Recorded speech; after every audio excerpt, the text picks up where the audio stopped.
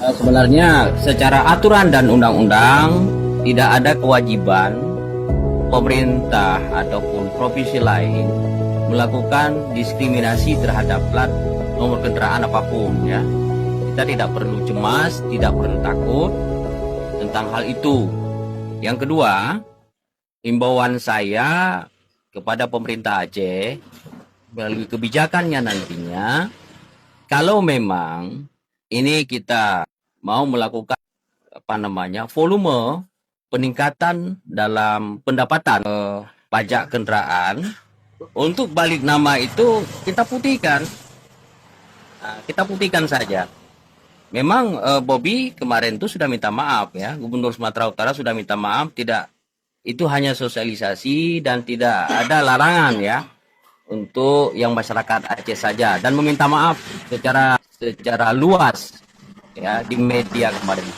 Namun ada yang baiknya yang dia katakan apa? Kebijakan di Sumatera Utara itu balik nama kendaraan itu gratis. Ya, balik nama itu gratis.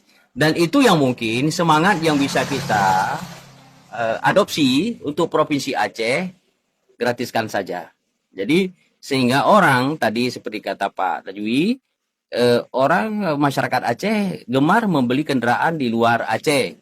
Katakanlah kendaraan-kendaraan dari Sumatera Utara, dari Jakarta, karena memang biayanya agak sedikit, cost-nya agak sedikit rendah ya.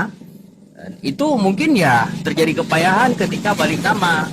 Jadi itu adalah peluang ya, peluang untuk peningkatan PAD kita sudah. Jadi kita melihat ini jangan kita tekan di saat pertama pada mengambil poin ataupun mengambil angka peningkatannya di balik nama, tapi lihat real nantinya dalam kontinuitas pembayaran pajak kendaraan ini secara sustainable, berkelanjutan. Nah, ini yang mungkin harus didasar oleh pemerintah Aceh.